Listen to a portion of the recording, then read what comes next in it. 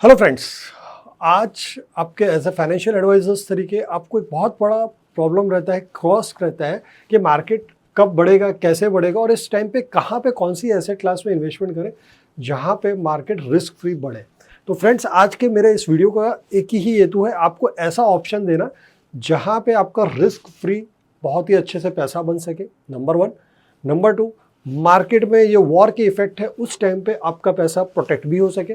Number three, next 5 years तक market अगर यही रेंज बाउंड में रहता है तो भी आपका रिटर्न्स मार्केट को आउटबाउंड कर सके। हमेशा मैं कहता आया हूँ आपका रिटर्न 12% प्लस 5 ईयर्स के लिए हो सकता है अगर आप इक्विटी मार्केट में इन्वेस्टमेंट करते हैं। आज हम ऐसे एसेट क्लास में जाएंगे जहाँ पे आपको उससे भी थोड़ा ज़्यादा रिटर्न मिलेगा, मगर रिटर्न के साथ साथ आपका एक प्रोटेक्शन भी रहेगा कि आपकी वेल्थ इरोज ना हो, क्योंकि मार्केट में बहुत सारी अनसर्टेनिटीज चल रही है। तो पहले हम समझेंगे इस वीडियो के अंदर इंडिया के अंदर इन्वेस्टमेंट में कौन सी अपॉर्चुनिटीज़ है जो फॉरेन के मार्केट में नहीं है और इंडिया में ही क्यों इन्वेस्टमेंट करना चाहिए। तो इंडिया का स्ट्रक्चर हम देखेंगे कि 2010 में हम कहाँ थे, तो हमारी जीडीपी थी 2010 के अंदर 1.7 और हम 9th पोजीशन में थे वर्ल्ड के जीडीपी ग्रोथ रेट में। और आज हम कहाँ पे पहुँच गए हैं, 2009 में हमारा ग्रोथ रेट था ऑलमोस्ट 2 to 3%, 4% के आसपास, जो आज एक पीक पे पहुंच चुका है और हमारी जीडीपी पहुंच चुकी है 4.2 ट्रिलियन इन 2025 और हमारा जो ग्रोथ रेट है वो है 6.6%। यानी बहुत ही अच्छे ग्रोथ रेट से हमारी जीडीपी बढ़ रही है। अगर हम देखें कि वर्ल्ड इकोनॉमी के अंदर जो सबसे बड़ी जीडीपीज है वो हमारे आगे है जर्मनी, चाइना और यूएसए। आज हमने जापान को भी बीट कर दिया है हमारे जीडीपी ग्रोथ रेट से। तो ये एक बहुत ही पॉजिटिव पॉइंट है कि जो आने वाले समय में इंडिया के अंदर इन्वेस्टमेंट करने में वेल्थ क्रिएट कर सकेगा। सेकंड नंबर का सबसे इंपॉर्टेंट पॉइंट है इंडिया का growth acceleration. More than 600 billion की अपॉर्चुनिटी इंडिया के अंदर है जहां पे आपके पैसे बन सकेंगे। आज ग्रोथ कैपिटल हेडरूम 600 बिलियन से Indian companies need 600 billion in growth capital. 10% of active companies have access private investment ever, creating a massive deployment potential 600 billion dollar का है। इंडिया के अंदर भी और 600 बिलियन डॉलर चाहिए जिससे कि हमारी कंपनीज और बड़ी ग्रोथ हो सके, और अभी तक हमारे पास है खाली डिप्लॉयड हुए 11 बिलियन। यानी एक बहुत बड़ा गैप है इन्वेस्टमेंट का जहां पे पैसा बन सकेगा। Manufacturing FDI growth 18% year on year से ग्रोथ हो रही है। FDI rose 14% year on year, 81 billion in financial year 2025। Manufacturing FDI up 18% year on year. तो ये एक बहुत ही बड़ा फ्रैक्शनल वेज है जहां पे मैन्युफैक्चरिंग में इंडिया के अंदर जस्ट अब चाइना 1 की जो पॉलिसी चल रही है जिसके अंदर इंडिया एक मैन्युफैक्चरिंग हब बनने जा रहा है और जहां पे एफडीआई बहुत बड़ा इन्वेस्टमेंट कर रही है। This is the big opportunity. Third and very important point, investor moving up the funnel. Global GPS, VCs such as Elevation Capital are reallocating from early mid stage to growth stage। यहाँ पे एक बहुत बड़ा fund early stage और mid stage से growth stage में focus होके आ रहा है। यानी जो कंपनियां सस्टेनेबल है, अच्छी है, मैन्युफैक्चरिंग कर रही है, नई चीज़ों के ऊपर वर्किंग कर रही है, वो कंपनियों को पैसे की भी ज़रूरत है और वहाँ पे वेल्थ क्रिएशन की बहुत बड़ी अपॉर्चुनिटीज़ है। उसी अपॉर्चुनिटीज़ में हम जा रहे हैं। अभी एक वर्ल्ड बैंक की संस्थाओं का एक सर्वे था, ministry of commerce and industries, world economic forum, इन सब के कुछ सर्वेस को हम देखेंगे कि ये सर्वेस क्या कह रहा है। ये सर्वेस का कहना है कि ग्रोइंग मैन्युफैक्चरिंग सेक्टर, इंडिया का जो मैन्युफैक्चरिंग सेक्टर है वो बहुत ही फास्ट ग्रोथ हो रहा है और उसका जो CAGR ग्रोथ रेट है वो 12 से 18% है। फाइनेंशियल ईयर 2014 के अंदर ये ग्रोथ रेट 11% था। 19 के अंदर ये ग्रोथ रेट बढ़ के CAGR 6% से और बढ़ा और 2024 से 2030 में इसका growth rate it's around 12 to 18%। यानी जब अगर आप मैन्युफैक्चरिंग कंपनी में इन्वेस्टमेंट कर रहे हैं वहाँ पे वेरी हाई ग्रोथ रेट है।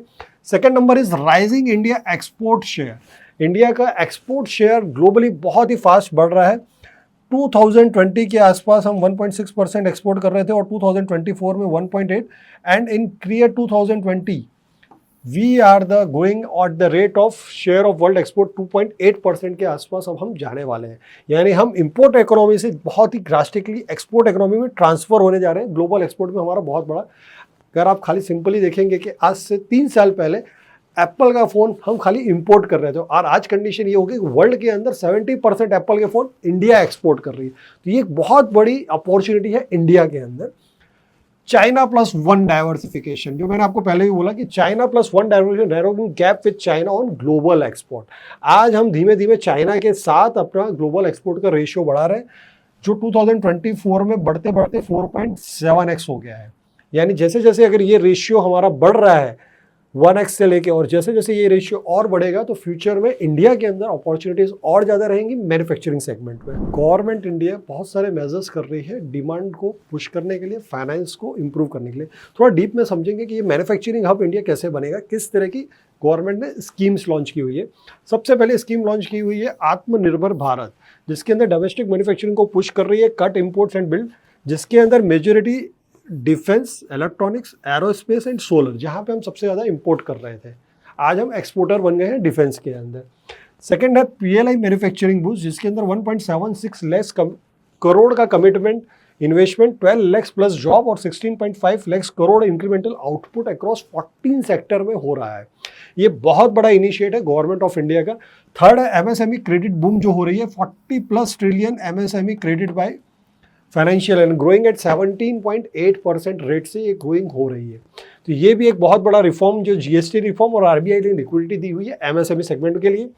Third and most important is new generation scale ups. New age के बहुत सारे प्रोमोटर्स आज नए नए बिजनेस को स्केल कर रहे हैं, expanding in traditional business into IPO. बहुत सारे आईपीओ आने वाले 5 साल के अंदर आने वाले हैं और बहुत सारी कंपनीज बहुत फास्ट वे में ग्रो करने वाली है।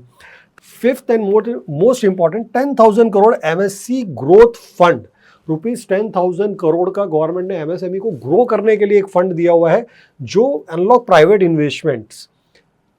Infusion aim to fuel MSME scale ups, improve capital access and unlock private investment. ये एक बहुत बड़ा ग्रोथ मैकेनिज्म बनने वाला है। And sixth and last one is 8 trillion GDP runway. Indian government का बहुत ही क्लियर रोड मैप है कि हमारी इकोनॉमी 8 ट्रिलियन जीडीपी आने वाले 6 से 8 सालों में होनी चाहिए, जो 4 ट्रिलियन है। अगर हमारी इकोनॉमी को डबल करना है, 4 से 8 ट्रिलियन करना है, तो हमें कंजम्पशन, इंफ्रा और इंडस्ट्रियल ग्रोथ के ऊपर बहुत बड़ा फोकस करना पड़ेगा। तो ये सारे फैक्टर्स जो गवर्नमेंट पुश कर रही है, इसके कारण बहुत ही अच्छे इन्वेस्टमेंट्स अपॉर्चुनिटीज आपके लिए खुलने वाली है आने वाले समय के लिए। तो ये अपॉर्चुनिटीज किन किन सेगमेंट में आने वाली है और कहाँ पे आप इन्वेस्टमेंट कर सकते हैं। तो सबसे ज़्यादा इन्वेस्टमेंट अपॉर्चुनिटीज आने वाली है advance manufacturing. Advance manufacturing means electronics and ESDM, import substitution focus. आज तक हम इलेक्ट्रॉनिक्स, टीवी हो कि मोबाइल्स हो, सब इंपोर्ट कर रहे थे, अब हम वही सारी चीज़ें इंडिया में बनाएंगे। सेकेंड है speciality chemicals. Global supply chain shift हो रही है, जो चाइना में था वो अब इंडिया में हम शिफ्ट करने जा रहे हैं। Third is defence and aerospace, जहाँ पे इंडिजिनस मेंटेन बहुत सारी कंपनीज इंडिया को ही हम ऑर्डर्स दे रही है गवर्नमेंट, और वो सारी कंपनीज डिफेंस एंड एरोस्पेस में बहुत बड़ा काम कर रही है, जहाँ पे हम अभी तक इंपोर्ट कर रहे थे। And fourth one is semiconductor. More than 5 semiconductor companies India में बहुत शॉर्ट टाइम के अंदर सेमीकंडक्टर चिप्स बनाने वाली है। 2 ने तो मैन्युफैक्चरिंग चालू भी कर दी है और ये बहुत बड़ा एक बिजनेस जोन बनने वाला है। Second shift is energy transition and infrastructure. Energy storage, BES and EV ecosystem. Second is power transmission, grid and modernizations. And the third opportunity is transformer and equipments, power distribution and backbone. And fourth is data center infra, AI cloud adoption search. यानी हमारी economy, हमारी country, future जो economic world होने वाला, AI world जो होने वाला है, जहाँ पे क्लाउड स्टोरेज की जरूरत चाहिएगी, वहाँ पे भी एक बहुत बड़ा इंफ्रास्ट्रक्चर खड़ा हो रहा है और वहाँ पे भी इन्वेस्टमेंट की बहुत बड़ी अपॉर्चुनिटी जो मल्टी टाइम्स आपके पैसों को बना सकेगी। Fourth is emerging enables, third is emerging enables, जहाँ पे health care, diagnosis, digital first health care, AI and robotics, industrial automations, bio manufacturing, export demand search. And fourth one is rare earth metal.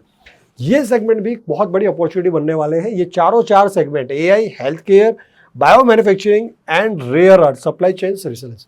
हमारे पास भी बहुत सारे rare earth metal है, उसके ऊपर भी बहुत बड़ा काम इंडियन गवर्नमेंट कर रही है और बहुत सारी एसएमई कंपनीज भी काम कर रही है। And fourth one is circular economic and recycling. ये भी बहुत बड़ा एक सेगमेंट है, जहाँ पे metal recycling, rubber recycling, waste management and water management, ये कंपनियों में भी एक बहुत बड़ा एमएसएमई रोल्स चल रहा है। बहुत सारी कंपनीज इसमें बहुत हाई लेवल में वर्किंग कर रही है। एक मैं सिंपली आपको बोलूँ कि एक रीग्रिप करके कंपनी है, आप सर्च करेंगे गूगल के ऊपर, जो टायर, वेस्ट ऑफ टायर्स को जो हमारे गाड़ियों में से निकलते हैं इंडिया के अंदर, आज करोड़ों टायर्स ऐसे ही वेस्ट पड़े रहते हैं, उनको रिफर्बिश कर रही है, रीयूज कर रही है, उससे रोड बन रहे हैं, पेयर ब्लॉक्स बन रहे हैं। तो ऐसी बहुत सारी अपॉर्चुनिटीज एमएसएमई कंपनीज ग्रैब कर रही है जहाँ पे बहुत बड़ा टर्नओवर हो सकता है, बहुत बड़ी अपॉर्चुनिटी हो सकती है। ये सारी अपॉर्चुनिटीज आपको कैसे मिलेगी हम नेक्स्ट स्लाइड में डीप में समझेंगे। अभी तक आपको मैंने बहुत सारी अपॉर्चुनिटीज की बात करी जो एमएसएमई सेगमेंट में है। अब ये अपॉर्चुनिटीज ने क्या रिटर्न जनरेट किया थोड़ा सा हम शॉर्ट में समझेंगे। Where consistency alpha late stage private market, ये एक बहुत बड़ा अपॉर्चुनिटीज है। कंसिस्टेंसी अल्फा जहाँ पे जनरेट होता है, यानी अगर आप किसी कंपनी में आज इन्वेस्टमेंट कर रहे हैं, जब वो कंपनी का टर्नओवर 50 करोड़ है, आने वाले 3 साल के अंदर जब वो 300-400 करोड़ की होगी 2-3 साल के अंदर, तब वो आईपीओ लाएगी, तो आपका जो कैपिटल ग्रोथ है वो 4x 5x 6x होगा। ये अल्फा जनरेट बहुत ही ज़्यादा हुआ है। आप इसका एक सिंपल एग्जांपल से आप देख सकते हैं कि निफ्टी 50 टीआरआई का जो रिटर्न्स है, CAGR returns in current financial years 2021 में था 14.62%। उसी सेम टाइम पे near IPO to 6 month post IPO listing जो कंपनीज थे उनका आईपीओ रिटर्न्स था 487%। स्मॉल कैप 250 का आईपीओ सेगमेंट का रिटर्न्स था 23% और SME micro cap listed company का रिटर्न्स था 31%। यानी एक बहुत बड़ा रिटर्न्स में मासिव डिस्ट्रैक्शंस, यानी बहुत बड़े पैसा यहाँ पे बन रहा है। ये एक बहुत बड़ी अपॉर्चुनिटीज है। 2025 के अंदर सेंसेक्स स्मॉल कैप फंड ने रिटर्न्स दिया -6%। यहाँ पे ये सेगमेंट ने रिटर्न्स दिया है 308%। पास रिटर्न कभी भी गारंटी नहीं होते फ्यूचर के लिए, मगर ये कंसिस्टेंसी 5 साल में ये सेगमेंट में बहुत अच्छे पैसे बन रहे हैं। अगर आपको वेल्थ क्रिएट करनी है तो आपको राइट टाइम पे राइट जगह पे राइट मेंटर के साथ खड़े रहना पड़ेगा। राइट मेंटर तो मैं आपके साथ हूं, मगर राइट जगह कौन सी है वो भी मैं आपको गाइड करूंगा और आपको वहां पे इन्वेस्टमेंट करना पड़ेगा, तभी आपकी वेल्थ क्रिएशन बहुत फास्ट हो पाएगी। ये जो इन्वेस्टमेंट अपॉर्चुनिटीज है वो एंजल इन्वेस्टमेंट से थोड़ा सा डिफरेंट है। मैंने पहले भी एक वीडियो डाला हुआ है कि startup angel investment seed funding में भी आप इन्वेस्टमेंट करके वेल्थ क्रिएशन कर सकते हैं। इससे डिफरेंट कैसे है और कम रिस्क में आपको पैसे कैसे बना सकती है। तो एंजल सीड कैपिटल्स में रिस्क जोन जो है, रिस्क ऑफ फेलियर, वो थोड़ा सा हाई रहता है, जबकि अगर आप प्रॉपर एसएमईज कंपनीज के अंदर लेट स्टेज ग्रोथ के बाद अगर इन्वेस्टमेंट करते हैं इस पॉइंट में, तो यहाँ से आपका रिस्क जीरो हो जाता है, क्योंकि यहाँ पे कंपनी प्रॉफिट कर रही है, प्रॉफिट मेकिंग कंपनीज है, यहाँ से इसका ब्रेक इवन आ गया। हम इस पॉइंट पे अगर एंटर होते हैं और इस पॉइंट पे या इस पॉइंट पे अगर हम निकलते हैं तो बहुत ही अच्छा पैसा बनता है। और यहाँ पे कंपनीज ने प्रॉफिट बनाना चालू कर दिया है, ग्रोथ स्केल करना चालू कर दिया। अब उसको और ग्रोथ को मल्टीप्लाई करने के लिए फंड की जरूरत है। और अगर आप इस पॉइंट पे अगर इन्वेस्ट कर रहे हैं तो ये पॉइंट तक में आपको बहुत ही अच्छा पैसा मिल जाएगा। पहले भी मैंने आपको वीडियोस बताए हुए हैं जहाँ पे आप देख सकते हैं कि किस किस एसेट क्लास में कितना रिटर्न बनता है, और अगर आप इस स्टेज में इन्वेस्टमेंट करते हो तो बहुत ही बेहतर पैसा आपका बन सकेगा। प्री आईपीओ अनलिस्टेड में जाने में क्या फायदा होता है एमएसएमई सेगमेंट में? तो सबसे पहला होता है फायदा, वैल्यू क्रिएशन प्लेबुक बनती है। क्यों बनती है फ्रेंड्स? तो प्री आईपीओ वैल्यूएशन के अंदर फैक्टर्स जो काम करता है, इंफॉर्मेशन असेसमेंट ट्री, सेकंड है स्केल ऑफ ऑपरेशन, जिस तरह से उसका स्केल ऑफ ऑपरेशन बनता है, लिमिटेड इन्वेस्टर ऑडियंस रहती है, लिक्विडिटी डिस्काउंट होती है और गवर्नेंस इमैच्योरिटी होती है। इस जगह पे आपको बहुत ज़्यादा पैसे बन सकते हैं। प्री आईपीओ इन्वेस्टमेंट में आप इंटर करते हैं as a price discovery level में, क्योंकि यहाँ पे फंड चाहिए कंपनी को ग्रोथ करने के लिए, वो प्रॉफिट हो गई मगर उसको स्केल करना है। जब वो आईपीओ लिस्टिंग में जाती है तब अगेन वहां पे वैल्यूएशन रीसेट होती है, उसका एक पीई, यहाँ पे पीई होता है 6 to 9 के पीई में आप इन्वेस्टमेंट करते हैं। जब भी ये कोई कंपनियां लिस्टिंग में आती है, एवरेज पीई 18 से 24 की उनकी लिस्टिंग फॉर्मेट होती है।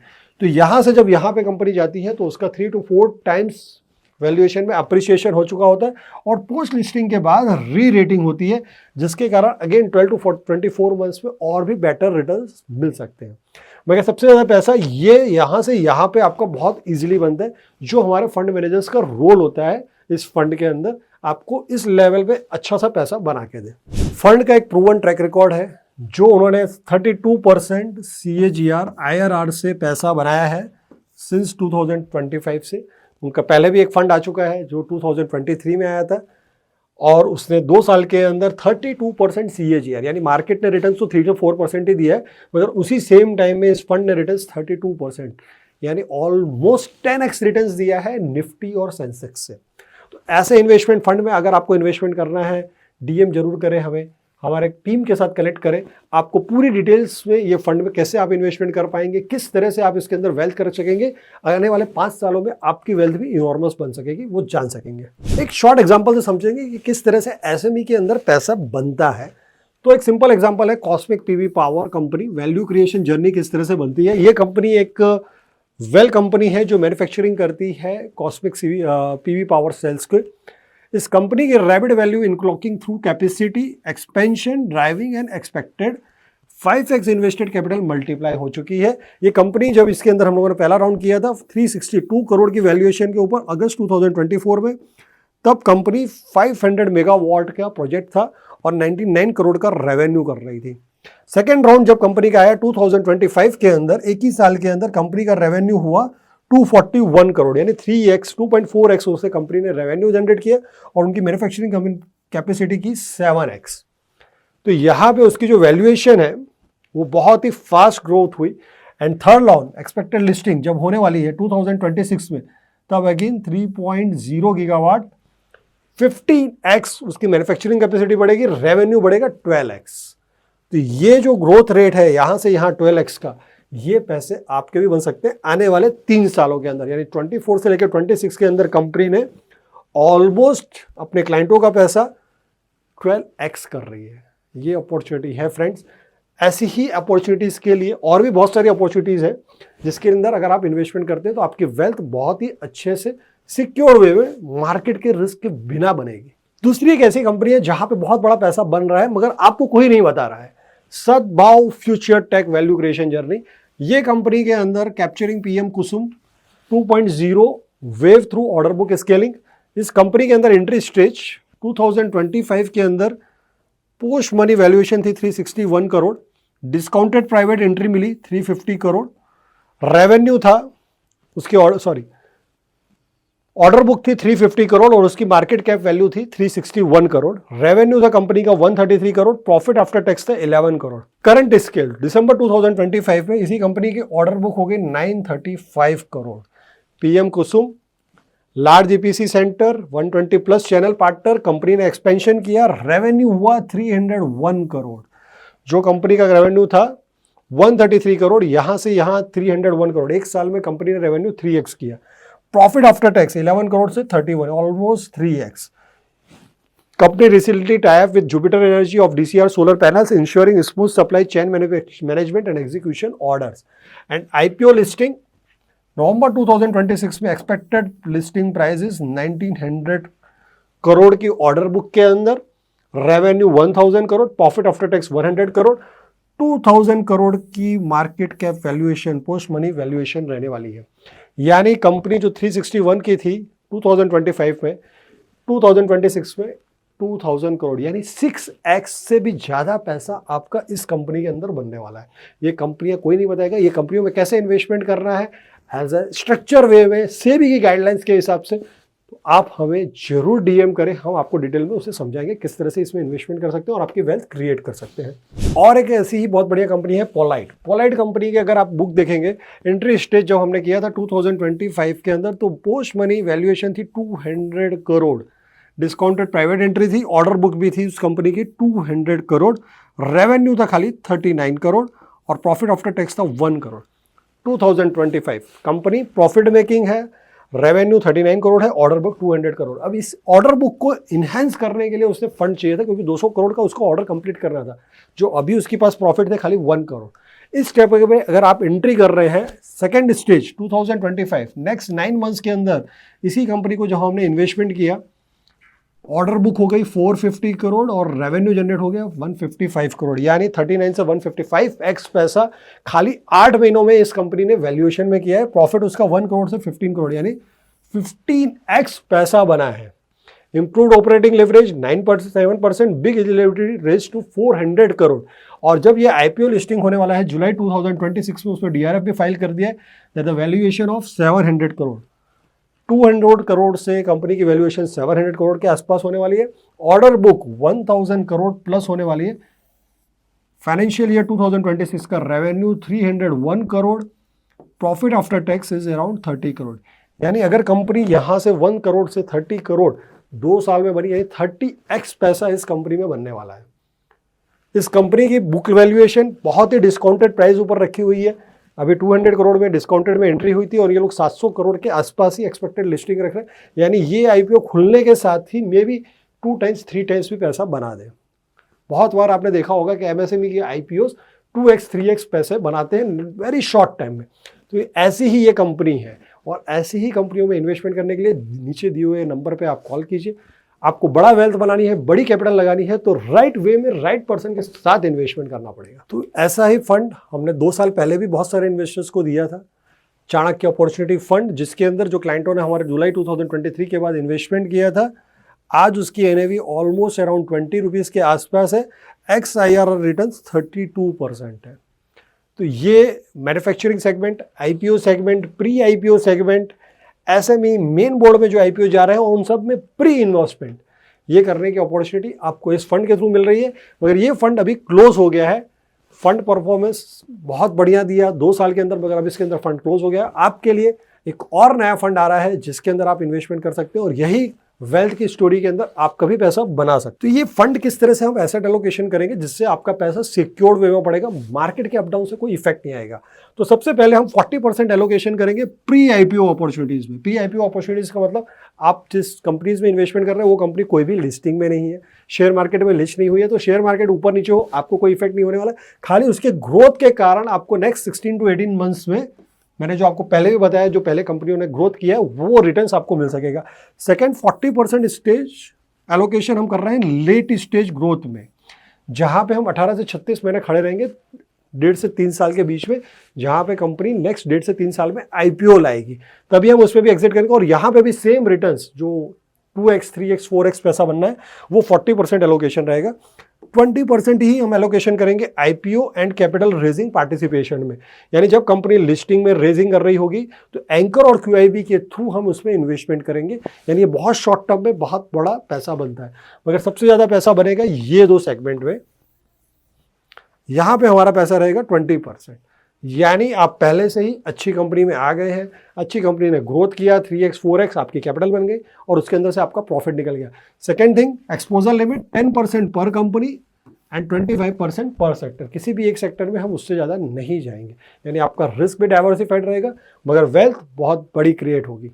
अगर आपको लगता है ऐसी वेल्थ क्रिएट करनी है, ऐसी कंपनीज में, ऐसे एसेट एलोकेशन में इन्वेस्टमेंट करना है जो कोई आपको नहीं बता रहा है, नीचे दिए हुए नंबर पे कांटेक्ट करें, हमारी टीम के साथ कनेक्ट करें, आपको भी वेल्थ क्रिएशन की जर्नी में मजा आएगा। फ्रेंड्स, माइक्रो कैप कंपनीज में इन्वेस्टमेंट क्यों करना चाहिए, क्यों वहां पे ही वेल्थ क्रिएशन हो रही है? तो उसके बहुत सिंपल रीजन है। इंडिया माइक्रो कैप का market expansion since 245 IPO 7.3 lakh crore added since 2021 and deal pipeline now 2x denser than broader market.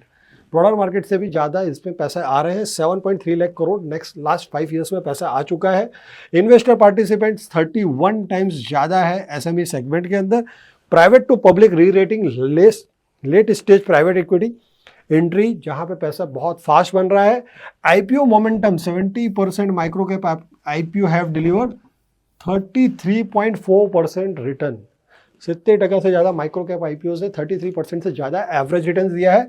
And micro cap of alpha, NSC micro cap 250 has alpha of 2 to 2.5x return versus Nifty over 5 year cycle. 5 साल की cycles में Nifty से 2.25x ज़्यादा returns दिया है। आने वाला 5 साल में अगर निफ्टी ने 10% रिटर्न दिया होगा तो यही सेगमेंट ने आपको 20 से 25% रिटर्न दिया। तो यहाँ पे एक बहुत बड़ी अपॉर्चुनिटी है आपके लिए पैसा बनने के लिए।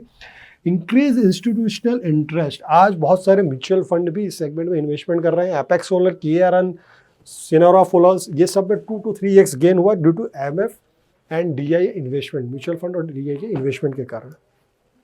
सो entry point, we buy at pre IPO private multiples before valuation re rating, यानी यहाँ पे बहुत बड़ी अपॉर्चुनिटी आपको पहले से ही हम इस फंड के थ्रू दे रहे हैं। तो ये इन्वेस्टमेंट स्ट्रेटेजी कैसे काम करेगी, किस तरह से हम काम करते हैं, थोड़ा सा डीप में समझा देता हूँ मैं आपको। क्वांटिटेटिव स्क्रीनिंग, यानी इन हाउस फिल्टर हमें लगते हैं, capital efficiency, finance and discipline है कि नहीं कंपनी में, sustainable and quality earnings, 500 crore to 10,000 crore market cap, micro cap sweet spot. छोटी कंपनियों में बहुत बड़ी अपॉर्चुनिटीज रहती है, वहाँ पे हम इन्वेस्टमेंट करते हैं। सेकंड नंबर में क्वालिटेटिव असेसमेंट, जहाँ पे मार्केट की साइज, वो जो कंपनी काम कर रही है उसकी मार्केट की साइज क्या है, इंडस्ट्रीज का एनालिसिस क्या है, कॉम्पिटिटिव पोजीशनिंग कहाँ पे है, मैनेजमेंट क्वालिटी क्या है, ट्रैक रिकॉर्ड क्या है मैनेजमेंट का, गवर्नेंस एंड कंप्लायंस वेरिफिकेशन होता है। थर्ड नंबर में deep drive, multiple rounds of management discussions, plant facility visit, conduct due diligence, customer supplier change check, सब कुछ हम चेक करते हैं, कोई कंपनी की कोई भी मिस इंफॉर्मेशन हमारे पास ना होनी चाहिए। एंड 4 नंबर में investment committee, valuation and deal structure sign off, board governance and exit pathway define and final investment thesis sign off. ये एक पूरा प्रोसेस है जिसके कारण आपके अंदर जो 2000 कंपनीज में से हम हार्डली 30 से 50 कंपनीज का पोर्टफोलियो बनाते हैं, जो कंपनी आपको multi x business, multi x returns दे सके। अगर आपको लगता है कि ऐसे सिस्टम के साथ मल्टी एक्स कंपनीज में आपको इन्वेस्टमेंट करना है, ये नीचे दिए हुए नंबर में जरूर कनेक्ट करें। बहुत ही इंपॉर्टेंट पॉइंट, ये कंपनी के अंदर हम कौन सी कैटेगरी में, सेबी के आता है, ये फंड आता है close ended category 2 alternative investment funds के अंदर, जहां पे फंड का टेन्योर है 5 years from first close extended by 2 years, 2 terms of 1 year each. Fund की साइज है 500 करोड़, और अगर ये 500 करोड़ की लिमिट पूरी हो जाती है तो दूसरे 500 करोड़ ही इस कंपनी में इन्वेस्टमेंट हो सकता है। Investment objective very clear, late stage growth, pre IPO and IPO stage investments. Sponsor commitment, आपका जो भी फंड है उसके अंदर कंपनी का भी इन्वेस्टमेंट का कमिटमेंट है 5 crore to 2.5% of total corpus whichever is lower. Investment manager step trade capital private limited, draw down 20%। आपको आज इस फंड के अंदर, ये फंड भले 1 करोड़ का है मगर आज आपको खाली 20% अपफ्रंट देना है, नेक्स्ट राउंड में आपको 20%, next 30% and then 30% in 6 months installment, यानी 3-4 इंस्टॉलमेंट में आपका पैसा कंपनी के अंदर इन्वेस्ट होगा। Fund governance, trustee is Mitcon credential trustees limited, custodian is ICICI bank, आपका registered and transfer agent CAMS, legal and taxational advisor is IGREF and tax advisor is Ernst and Young's. यानी ये कम फंड टोटली बहुत ही highly professionalised लोगों के साथ manage होने वाला है। अगर आपको लगता है कि ये फंड में इन्वेस्टमेंट करके आपको भी वेल्थ क्रिएट करनी है, आज ही हमारे नीचे दिए हुए नंबर पे कांटेक्ट करें, हमारी टीम के साथ कनेक्ट हो और आप भी आपकी वेल्थ क्रिएशन जर्नी में आगे बढ़े। इस फंड के अंदर मिनिमम कमिटमेंट मैनेजमेंट फीस क्या है, तो अमाउंट 1 to 5 CR हो तो 2% पर एनम कमिटमेंट है। Operating expenses 1% per annum only, aggregate capital commitment के अमाउंट के ऊपर है। Performance fees 20% over a hurdle rate of 12%। इसका मतलब अगर आपको 5 साल में कंपनी जो रिटर्न देगी वो 12% कंपाउंडिंग बेस, यानी मिनिमम आपने 1 करोड़ डाला है तो आपका कैपिटल 1 करोड़ 60 लाख के ऊपर होगा, तभी आपको 20% का हर्डल रेट परफॉर्मेंस फीस लगेगी। यहाँ पे कोई कैचअप नहीं है। Type of investor, HNIs, HUF, bank, financial institute, body corporate, NRIs, firms, trust, societies, AOPs, accredited investors, FOF, AIFs, सभी इन्वेस्टमेंट इस फंड के अंदर कर सकते हैं। Taxation, capital gain plus other income pass to investors. इसके अंदर ऑलमोस्ट 12.5% का ही कैपिटल गेन लगेगा, क्योंकि कंपनी 2 साल से ज़्यादा के टाइम पे अनलिस्टेड स्टॉक्स में रहेगी, तो लॉन्ग टर्म ही कैपिटल गेन टैक्स लगेगा। बहुत ही माइनर केसेस में short term capital gain tax लगेगा, जो अगर एंकर या QIB कोटा में होगी उन्हीं कंपनियों में। तो ये एक बहुत ही स्ट्रक्चर प्रोडक्ट है, बहुत ही अच्छा प्रोडक्ट है, जहाँ पे आपकी वेल्थ क्रिएट हो पाएगी।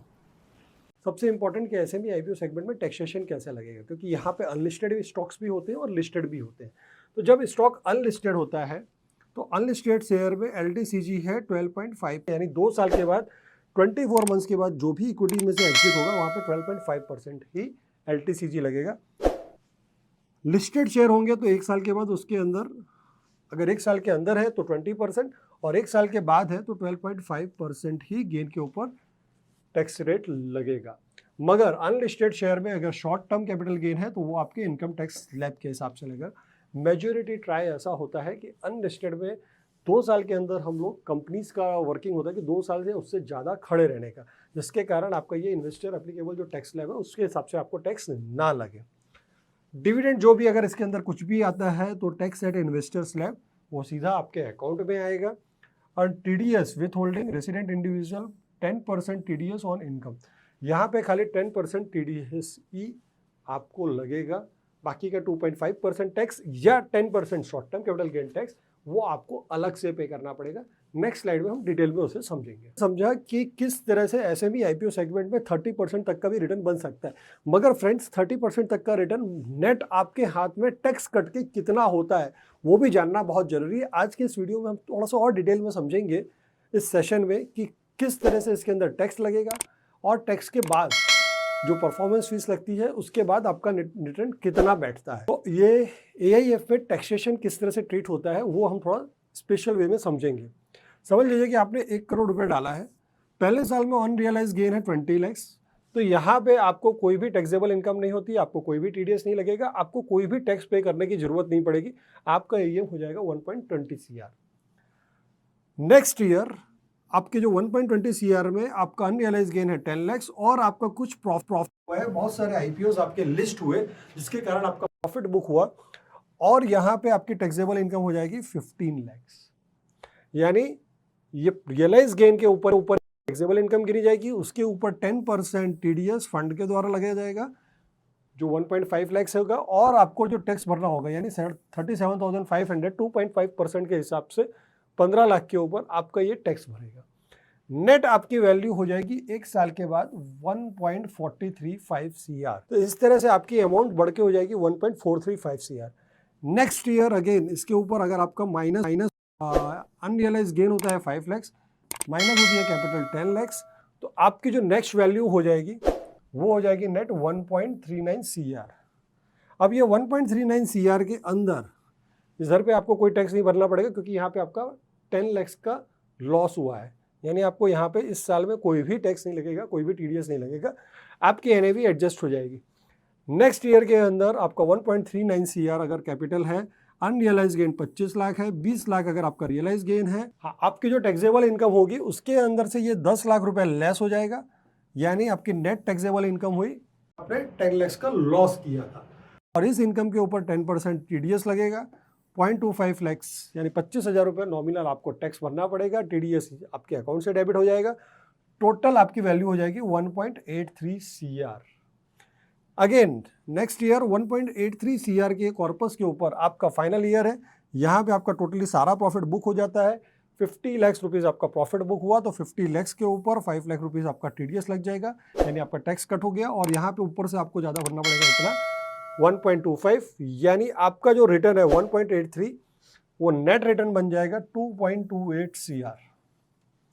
एक्चुअली 50 लाख यहाँ पे ऐड अगर हम करते हैं तो ये रिटर्न हो जाता था 2.53 CR, 2.33 CR, 2.33 करोड़ होना चाहिए था, मगर उसकी जगह पे यहाँ पे आपका TDS कट गया है तो आपका नेट अमाउंट कितना हो गया 2.28 CR। यानी आपने 2.28 CR आपको फाइनल NAV डिस्ट्रीब्यूशन होगा, पर्सनल टैक्स पेड आपने किया है 1.875, नेट आपको 5 साल के अंदर जो पैसा मिलेगा वो होगा 2.261 CR।